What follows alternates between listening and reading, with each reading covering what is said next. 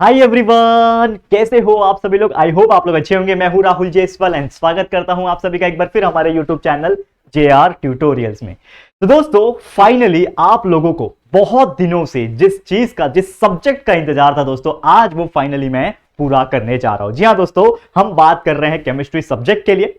तो जैसा कि आप जानते हैं कि यार हमारे 11th standard and 12th standard का जो नया बैच चालू किया था हमने हमारा डिजिटल बोर्ड लगवाने के बाद, इसमें हम लोग बहुत सारे टीचर्स को हमने अपने साथ जोड़ा हुआ है। जैसे कि फिजिक्स के लिए आप जानते हो संजीव पांडे सर जुड़े हुए हैं, कॉमर्स सेक्शन पूरा गौरव सर संभाल रहे हैं, ठीक है। फिर हमारे मैथ्स 2 जो 12th स्टैंडर्ड का मैथ्स 2 पार्ट है वो नौशाद सर ले रहे हैं, एंड 12th का बायोलॉजी जो है वो हमारे अभिषेक सर ले रहे हैं। लेकिन जो 11th स्टैंडर्ड का जो मोस्ट ऑफ दी जो पार्ट है ना, 11th स्टैंडर्ड के फिजिक्स संजीव सर भले ही ले रहे हैं, लेकिन बाकी जो सब्जेक्ट था बायोलॉजी हो गया, मैथ्स का सब्जेक्ट हो गया, वो पूरा पूरा मैं संभाल रहा था। और हम ढूंढ रहे थे केमिस्ट्री के लिए टीचर्स, तो बट बेसिकली बहुत सारे टीचर्स आ रहे हैं। एंड यहां पे क्या होता है ना कि बहुत सारी, मैं एक फैक्ट बताता हूं कि ऑफलाइन जो टीचर्स होते हैं उनको ऑनलाइन में एडजस्ट करने में थोड़ा सा समय लगता है, क्योंकि वो जो है ना इतने फ्रेंडली नहीं होते कैमरे के साथ। जैसे हम लोग को आदत हो गई 2 साल से हम आप लोग के लिए वीडियोस बना रहे हैं, तो हमको आदत है हम बिंदास कॉन्फिडेंट के साथ आप लोग के लिए वीडियोस रिकॉर्ड कर सकते हैं, वीडियोस अपलोड कर सकते हैं, करेक्ट है। लेकिन जो हमारे जो नए टीचर्स होते हैं उनको थोड़ा सा स्टार्टिंग में तकलीफ होता है, जैसे कि आप समझ सकोगे। तो इसीलिए हम यहां पे उनको थोड़ा सा रिलैक्स देने के लिए यहां पे केमिस्ट्री को जो है ना मैं ही स्टार्ट कर देता हूं। जैसा कि आप लोग, कुछ बच्चे मुझे मैसेज भी कर रहे थे, ठीक है ना,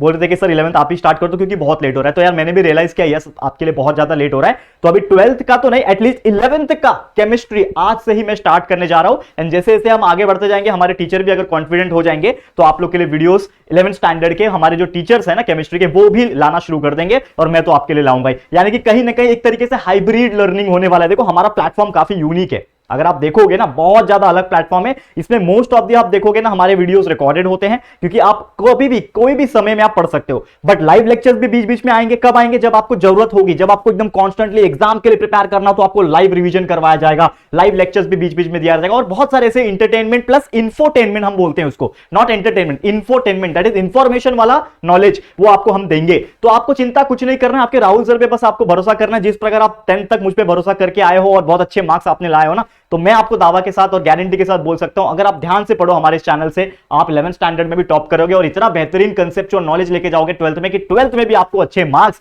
आराम से मिलेंगे, ठीक है। तो 11th स्टैंडर्ड का देखो, मैं आपको थोड़ा सा बताना चाहूंगा कि 11th स्टैंडर्ड के फिजिक्स का जो पार्ट है, ठीक है ना, संजीव सर जो ले रहे हैं उसका ऑलरेडी 2 चैप्टर कंप्लीट हो चुका है। तीसरा chapter is running, motion in a plane chapter बहुत अच्छे तरीके से चल रहा है। 11th बायो का बात करूं, मैं खुद पढ़ा रहा हूं, 2 चैप्टर कंप्लीट कर दिया। 3rd chapter is running, that is the kingdom Plantae, वो भी 2 से 3 लेक्चर्स में कंप्लीट होने वाला है। तो टेंशन बिल्कुल लेने की जरूरत नहीं है, बहुत अच्छे चल रहा है। 11th मैथ्स 1 मैथ्स 2 दोनों के एक चैप्टर पूरे अच्छी तरीके से, बड़े बड़े चैप्टर्स है, अच्छी तरीके से कंप्लीट हो गए। दोनों के सेकंड चैप्टर्स भी साइमल्टेनियसली स्टार्ट हो जाएंगे। हो सकता है आपको एक दिन में 11th के मैथ्स के या फिर 11th के फिजिक्स के, 11th स्टैंडर्ड के ना साइंस डिपार्टमेंट के ही 2 लेक्चर देखने मिल जाए आने वाले टाइम में, और फास्ट हो जाएंगे हम लोग। क्योंकि देखो आप लोगों को तो एग्जाम अपना अप्रैल में देना है, तो हमारा अगर सिलेबस ना फरवरी एंडिंग या फिर मार्च तक भी होगा तो भी आपको कोई टेंशन नहीं है। और ऑलरेडी हम देखो लगभग 3 चैप्टर्स ऑलरेडी कंप्लीट करा के बैठ गए, यानी कि कितना समय है, अभी सितंबर चल रहा है, तो सोचो बहुत समय है आपके पास। और हमको पूरा पता है कि आपको किस प्रकार कराना है। लास्ट ईयर भी जितना हो सके हमने कराया था, इस साल तो पूरा पूरा कंप्लीट करा देंगे, टेंशन बिल्कुल मत लेना। लास्ट में रिवीजन भी आपको मिलेगा, LMR series, last moment revision series, वो भी आपको मिलेगा, तो चिंता करने की कोई जरूरत नहीं है।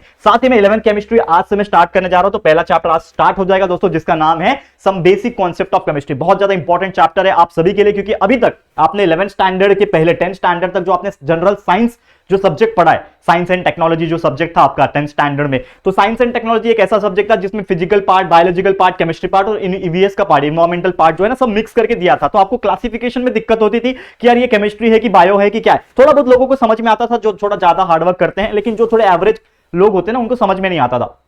तो यानी कि आप लोग को सबसे पहले यहां पे कैटेगराइज किया जाएगा कि भैया केमिस्ट्री एक सब्जेक्ट है, केमिस्ट्री एक अलग से एक सब्जेक्ट है, और केमिस्ट्री में क्या क्या चीजें आती है, ये सभी चीज आज के इस वीडियो में और इस चैप्टर के अंदर हम सीखेंगे। क्योंकि ये बेसिक कॉन्सेप्ट है, चैप्टर का नाम में ही देखो क्या लिखा हुआ है, बेसिक कॉन्सेप्ट ऑफ केमिस्ट्री। यानी कि इसके चैप्टर के अंदर हम जो भी केमिस्ट्री का जो बेसिक कॉन्सेप्ट होता है वो पूरा क्लियर करके लेंगे, ताकि जैसे जैसे हम लोग चैप्टर वाइज इस 11th स्टैंडर्ड के केमिस्ट्री के अंदर आगे बढ़ते जाएंगे ना, आप लोगों का केमिस्ट्री और स्ट्रांग होता जाएगा। ऐसी बहुत सारी चीजें पढ़नी है दोस्तों, मजा आने वाला है, बिल्कुल मेरे साथ बने रहना, बस प्यार दिखाते रहना। थोड़ा सा आप लोग की सपोर्ट की जरूरत है दोस्तों, मेहनत कंटिन्यूअसली किया जा रहा है आप लोग के लिए, सो दैट कि आप लोग एक ना एक दिन बहुत अच्छे पोजीशन में बैठे, ठीक है। तो वो जो मेहनत है ना दोस्तों, उसको वेस्ट मत होने देना, क्योंकि यार आप लोग के लिए निस्वार्थ होके ठीक है ना, मेहनत कर रहे हैं हम लोग, ठीक है, हमारी टीम भी मेहनत कर रही है, 12 स्टैंडर्ड के लिए वीडियोस बना रही है, 11th के लिए भी बहुत जल्दी वो लोग वीडियोस भी आप लोग को भी देंगे। क्योंकि देखो मैं आपको बता दूं मेरे ऊपर बहुत लोड है, लोड मतलब क्या, बहुत सारे सब्जेक्ट्स पढ़ा लेता हूं, 6 स्टैंडर्ड से लेकर 12 स्टैंडर्ड तक, हर एक स्टैंडर्ड को बहुत सारे सब्जेक्ट्स पढ़ा रहा हूं, तो बहुत ज्यादा ना ऐसा सर के ऊपर ना प्रेशर महसूस होता है। आप लोग बोलते होंगे कमेंट करके सर ये भी ले लो वो भी ले लो, यस आई कैन अंडरस्टैंड,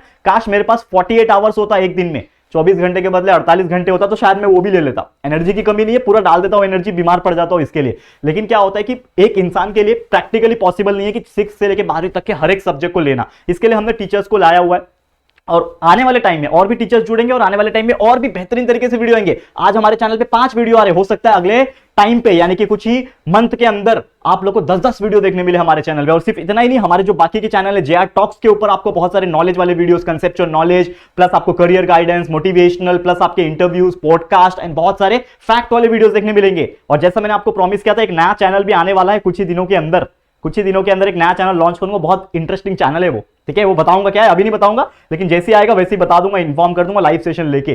तो चिंता मत करना, बस एक आप अपने दोस्तों को बता देना कि एक नया चैनल जेआर के नाम से आने वाला है, बहुत बेहतरीन चैनल होने वाला है, ठीक है, तो बता देना सबको। और साथ ही में यार इंस्टाग्राम का आईडी ये रहा, आप मुझे फॉलो कर सकते हो, लिंक डिस्क्रिप्शन में भी दिया हुआ है, और टेलीग्राम ग्रुप भी ज्वाइन कर लो, फ्यूचर में कुछ भी ऐसा नोट्स वगैरह रहेगा हम लोग आपको वहां पे डाल देंगे, तो जुड़े हुए रहना, हमारा कम्युनिटी दिखना चाहिए, ठीक है। चलो ये हो गया हमारी बेसिक तरीके से बात जो भी था। तो लेक्चर नंबर 1 की शुरुआत करेंगे। तो पहला जो टॉपिक है हमारे इस पर्टिकुलर चैप्टर का, जो कि है दोस्तों chemistry, basics of basic concept chemistry का। केमिस्ट्री एक्चुअल में क्या होता है तो इसको समझो।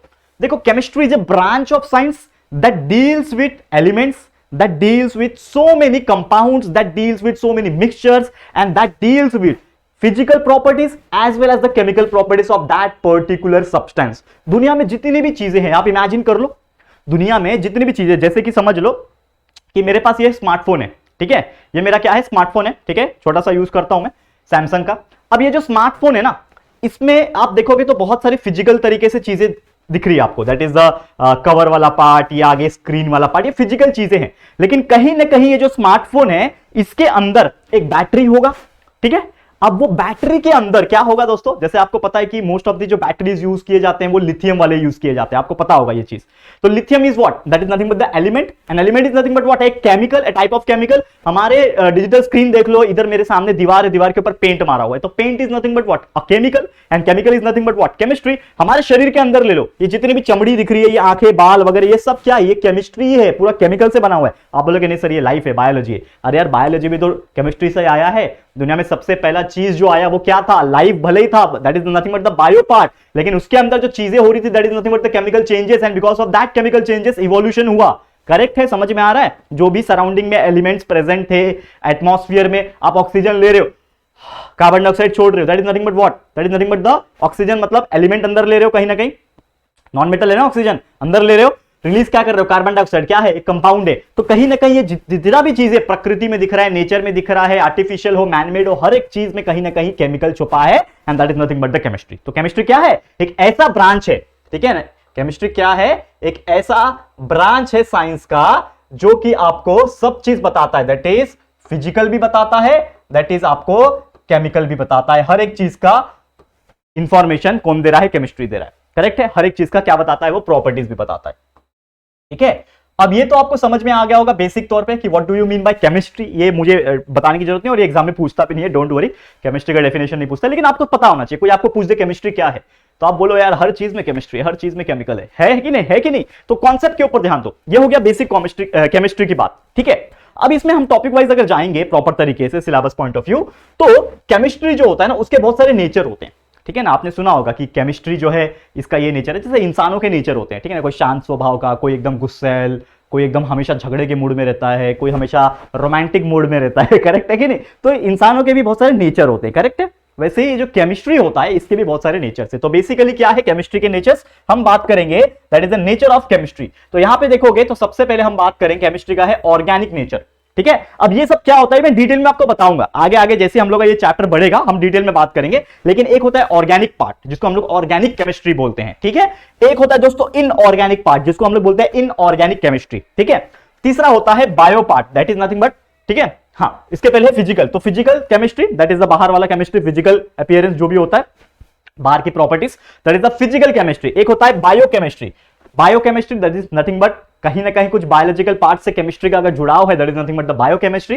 एनालिटिकल केमिस्ट्री, खासकर जो लैबोरेटरीज वगैरह में काम करते हैं, जो केमिकल फैक्ट्रीज में काम करते हैं, आप में से कई सारे ऐसे स्टूडेंट होंगे जिनके पेरेंट्स केमिकल लैब में, केमिकल फैक्ट्रीज में काम करते होंगे, तो उनको पता होगा एनालिटिकल क्या होता है, ठीक है ना। हम जब 12th में जाते हैं तो हमें एनालिटिकल खुद सीखना पड़ता है, ठीक है ना। हम ब्यूरेट पिपेट से करते हैं, वो सब प्रैक्टिकल्स आपको कराया जाएगा, बहुत मजा आता है। सच्ची बात बोलूं ना, सबसे ज्यादा जो मजा आता है ना कोई भी चीज का एक्सपेरिमेंट करने में, और लैबोरेटरी हम जाते हैं ना, साइंस लैब जाते हैं, आप जानते होंगे, आपके स्कूल में होंगे, कॉलेजेस में होंगे, तो जो साइंस लैबोरेटरी होते हैं ना उसमें सबसे ज्यादा मजा जो आता है करने में प्रैक्टिकल, वो होता है केमिस्ट्री का प्रैक्टिकल। एसिड डालो, बेस डालो, टेस्ट ट्यूब में एसिड डालो, कुछ केमिकल्स डालो, उसको हीट करो बर्नर के ऊपर। एक बार एक स्टोरी सुनाता हूं कि हम लोग एक बार ना ये हमारा जब हम 12th में थे, तो 12th में एक हम लोग को ना एक एक्सपेरिमेंट था जिसमें हम लोग को ना हाइड्रोक्लोरिक एसिड, HCl जिसको बोलते हैं, हाइड्रोक्लोरिक एसिड के साथ कुछ तो एक रिएक्शन करना था। मुझे एग्जैक्टली याद नहीं आ रहा है, बहुत टाइम हो गया ना, लगभग 8-10 साल हो गया यार 12th कंप्लीट किए हुए, कम से कम 2013, 8 साल नहीं हुआ, 9 साल हो गया मेरे को 12th को कंप्लीट हुए, ठीक है।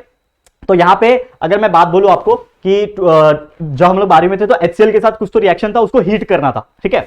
तो जब से हम लोग हीट करने लगे वो ब्लास्ट हो गया बहुत जोर से। एंड मतलब ऐसा नहीं होता कि जैसे आपके मूवी में दिखाते हैं कि ब्लास्ट हो गया, इतना धमाका होता है, वैसा नहीं, लेकिन थोड़ा सा ब्लास्ट हुआ तो सब डर गए, मतलब इवन गर्ल्स जो थी आसपास की इतनी घबरा गई, अरे बाप रे। लेकिन मैं आपको ये चीज क्यों बता रहा हूं ना, आपको बहुत मजा आने वाला है। अभी आप 11th स्टैंडर्ड में हो, आप 11th स्टैंडर्ड में भी सीखोगे, यानी कि जो प्रैक्टिकल्स वगैरह आपको कराए जाएंगे लैब में लेके जाके, आपको मजा आएगा। जैसे जैसे आप आगे बढ़ोगे 12th में और ज्यादा मजा आएगा आपको। ये सब चीज ना देखो लोग नहीं बताते आपको, लेकिन एक्चुअल में मजा यही है। लाइफ के भी मजा लेना है, पढ़ाई जो कर रहे हो ना सिर्फ थ्योरेटिकल चीज समझ के नहीं होता, प्रैक्टिकल भी होता है। और जैसे मैंने आपसे प्रॉमिस किया है कि आने वाले कुछ ही दिनों के अंदर, कुछ ही समय के अंदर हम आप लोगों के लिए एक्सपेरिमेंट सीरीज लाएंगे।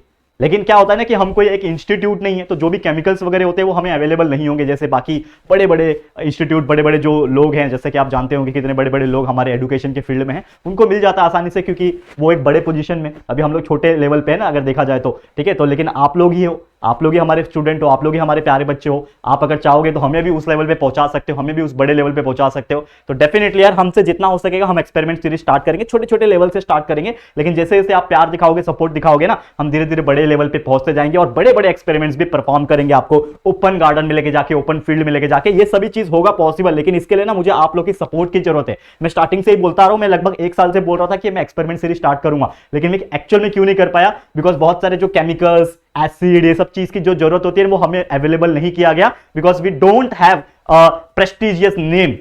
मतलब वो बोलते हैं ना कि हम कोई स्कूल नहीं है, हम कोई कॉलेज नहीं है, हम एक प्राइवेट यूट्यूब चैनल है, ठीक है ना, जैसे कि आप जानते होंगे। तो आप लोग की सपोर्ट की जरूरत है। तो एक नाम अगर, ब्रांड अगर बन जाता है हमारा, तो डेफिनेटली हम लोग उस तरीके से ग्रो करेंगे और आप लोग के लिए बहुत सारे एक्सपेरिमेंट्स को परफॉर्म करेंगे प्राइवेट लेवल पे। तो जरूर से आप लोग का सपोर्ट चाहिए मुझे, ठीक है। ये सब चीज हो गया, ये क्या। अब यहां पे समझो, देखो अब आपके हाथ में ये जो JR का जो ब्रांड है ना, ये JR का जो ब्रांड है, ये आप लोग के हाथ में है दोस्तों। अगर आप लोग चाहोगे तो इसको बहुत टॉप पे लेवल पे लेके जा सकते हैं, और मैं चाहता हूं कि यार आप लोग जरूर से हमें सपोर्ट करो, क्योंकि उस प्रकार से हम कंटिन्यूअसली आप लोग के लिए 2 साल से कंटिन्यूस मेहनत कर रहे हैं। 2 से 3 साल हो गए हमारे चैनल को, लगभग हर एक स्टैंडर्ड को हम लोग काबिल बनाना चाहते हैं, हर बच्चे को इस प्रकार सोचने पे लेके जाना चाहते हैं कि उनका जो थिंकिंग होगा वो नेक्स्ट लेवल का होगा, साइंटिस्ट वाली थिंकिंग उनके अंदर आ जाएगी। इस प्रकार से हम आपको बताने की कोशिश करते हैं। समझ में आ गया। तो ये थे टोटल 5 टाइप के क्लासिफिकेशन, या फिर नेचर बोल लो, किसके, केमिस्ट्री के।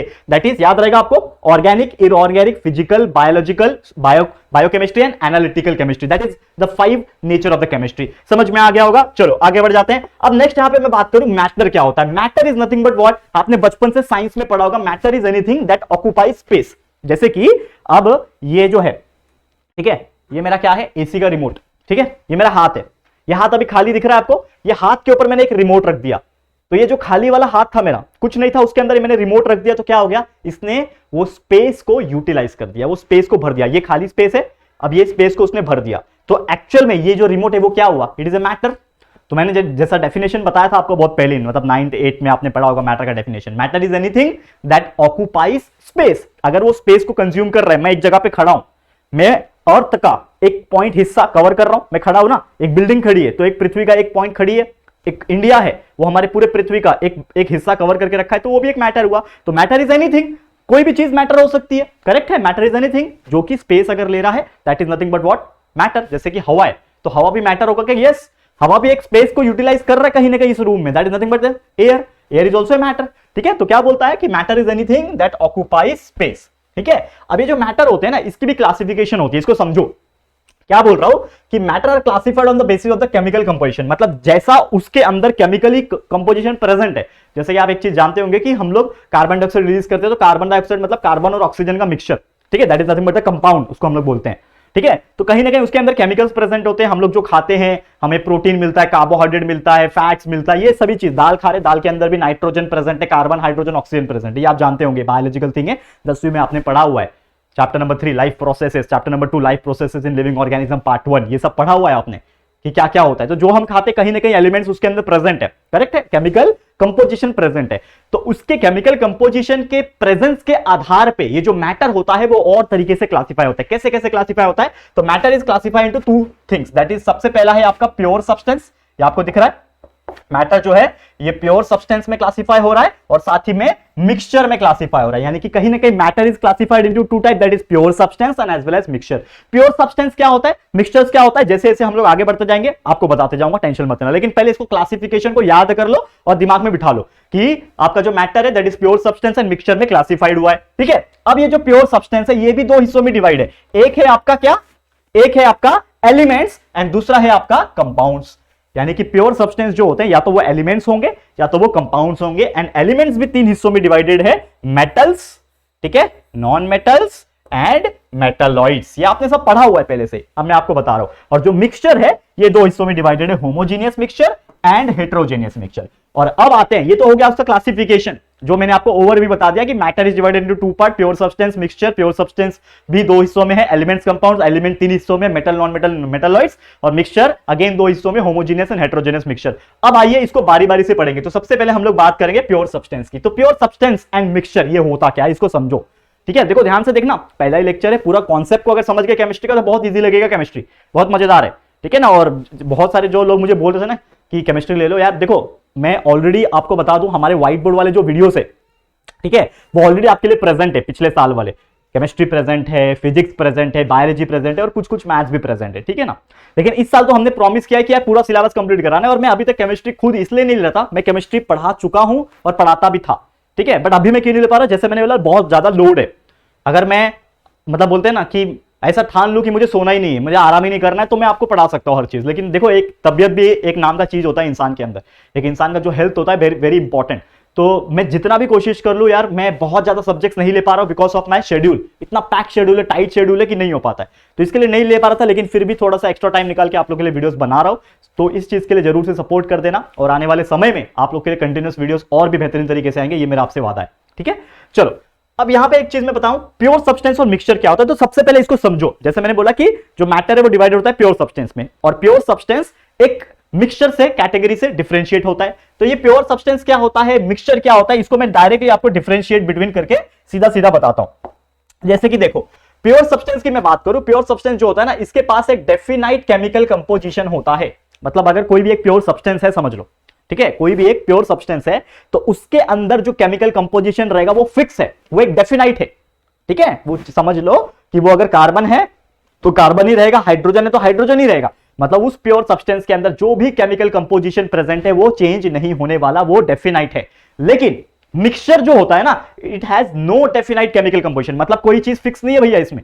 जो केमिकल कंपोजिशन होगा मिक्सचर के अंदर, उसमें कोई भी डेफिनाइट केमिकल कंपोजिशन नहीं होगा, कुछ भी हो सकता है भैया, अलग अलग भी हो सकता है, आज यहां पे है तो कल कुछ और भी हो सकता है, ठीक है ना, आज कुछ है तो कल कुछ और, इस प्रकार का भी हो सकता है। सेकंड अगर मैं बात करूं कि ये जो प्योर सब्सटेंस होता है इसके पास सेम प्रॉपर्टीज होती है रिगार्डलेस ऑफ द ओरिजिन, मतलब हमेशा हमेशा आप देखोगे always have the same properties, always have the same properties regardless of the origin. इसका मतलब जैसे ही वो प्रोड्यूस हुआ, ओरिजिन मतलब जहां से भी वो आया है, जहां से भी वो जनरेट हुआ है, एक बार उसकी जो प्रॉपर्टीज है वो बार बार चेंज नहीं होने वाली, हमेशा वो प्रॉपर्टी रहेगी। जैसे कि कार्बन अगर है, अगर एक कार्बन है तो वो कार्बन ही रहने वाला है, कुछ भी कर लो वो कार्बन ही रहने वाला है, उसकी जो प्रॉपर्टीज है वो कार्बन की ही रहने वाली है। समझ में आ रहा है? तो ओरिजिन से जैसे ही वो जनरेट हो रहा है तो it always have the same properties, same chemical properties as well as the same physical properties you can say. And that mixture is known as what, कि इसके अंदर जो सेम केमिकल प्रॉपर्टीज हो रही थी इसके अंदर वो प्रॉपर्टीज नहीं रहेगी, मतलब नो डेफिनाइट प्रॉपर्टीज, इसके अंदर कोई भी फिक्स प्रॉपर्टी नहीं है, ये चेंज होती रह सकती है। मिक्सचर के अंदर कोई प्रॉपर्टी फिक्स नहीं है, कोई डेफिनाइट प्रॉपर्टी नहीं है, ठीक है। एग्जांपल्स की बात करें, जैसे प्योर सब्सटेंस का एग्जांपल क्या हो सकता है, प्योर मेटल्स, जितने भी मेटल्स होंगे ये सभी सभी क्या है, प्योर मिक्सचर है। जैसा कि मैंने आपको ये ऑलरेडी पढ़ाया ना, ये वाला कहां गया, प्योर सब्सटेंस का एग्जांपल क्या है? एलिमेंट्स है और कंपाउंड। जितने भी एलिमेंट्स है, कंपाउंड्स है, ये सभी क्या है? प्योर सब्सटेंस है। करेक्ट है। तो प्योर मेटल्स हो गया, डिस्टिल्ड वाटर हो गया, एलिमेंट्स हो गए, कंपाउंड्स हो गए, जितने भी चीजें हैं वो सब के सब क्या है? प्योर सब्सटेंस का एग्जांपल है। वही अगर मिक्सचर के एग्जांपल की बात करो, कुछ भी हो सकता है। मिक्सचर मतलब पेंट, पेंट भी बहुत सारे केमिकल को मिला के बनाया जाता है, तो पेंट एक मिक्सचर है। भेल खाते हो? भेल, भेल खाते हो ना, भेल पापड़ी उसमें भी कुरमुरा मिलाया जाता है, थोड़ी सी नमकीन मिलाई जाती है, थोड़ा सा कांदा टमाटर मिलाया जाता है, मिर्ची मिलाया जाता है, नमक मिलाया जाता है, नींबू ऊपर से छिड़का जाता है।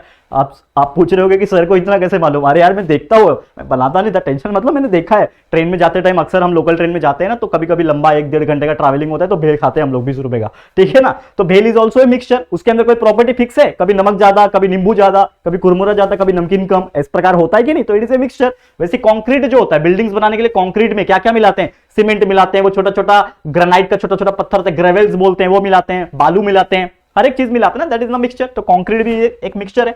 तो ये सभी चीज था। प्योर सब्सटेंस क्या होता है, उसके एग्जांपल्स, मिक्सचर क्या होता है, ये सभी चीज एक डिस्टिंग्विश पैटर्न में मैंने आपको बता दिया। और ऐसे क्वेश्चंस एग्जाम में आते भी है कि डिफरेंशिएट करो प्योर सब्सटेंस में और मिक्सचर के अंदर। तो उम्मीद करता हूं कि आपको ये चीज समझ में आ गया होगा। चलो आगे बढ़ जाते हैं नेक्स्ट क्वेश्चन पे। अगर मैं जाऊं, नेक्स्ट क्वेश्चन मतलब नेक्स्ट जो टॉपिक है हमारा, इसको थोड़ा समझने की कोशिश करो।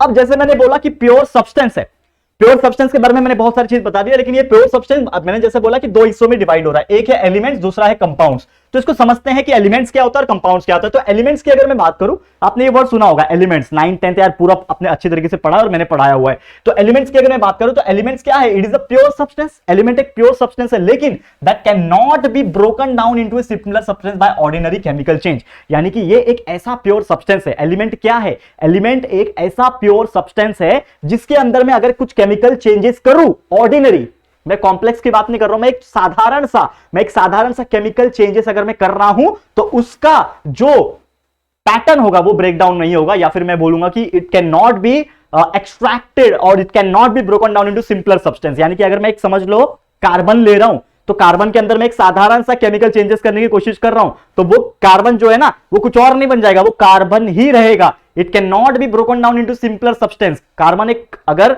एलिमेंट है, ठीक है ना, कार्बन एक एलिमेंट है बराबर, नॉन मेटल कैटेगरी का, तो उसके अंदर मैं छोटा मोटा अगर केमिकल चेंजेस करता हूं तो वो कार्बन ही रहने वाला है, वो चेंज नहीं होने वाला है। And that is nothing but the elements. ठीक है, समझ में आ गया एलिमेंट क्या होता है। वही अगर मैं बात करूं कंपाउंड्स की, तो कंपाउंड का मतलब क्या होता है?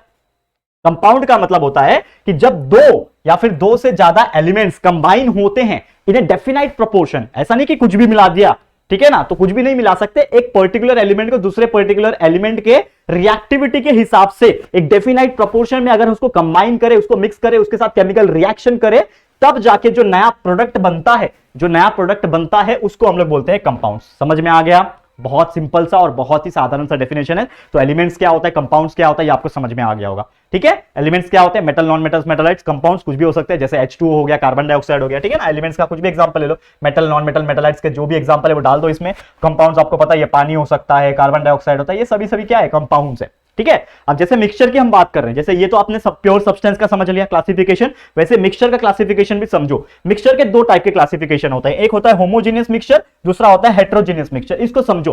होमोजेनियस, नाम में देखो क्या लिखा है, होमो का मतलब होता है सेम, यानी कि अगर कोई भी मिक्सचर हो रहा है, उसका जो स्टेट ऑफ मैटर है वो कहीं ना कहीं सेम है, ठीक है, और एक डेफिनाइट प्रोपोर्शन में अगर वो मिक्स हो रहा है, तो उसको मैं क्या बोलूंगा? Homogeneous mixture. एग्जांपल है सॉल्यूशन, कोई भी सॉल्यूशन ले लो, तो उसको हम लोग बोलेंगे क्या?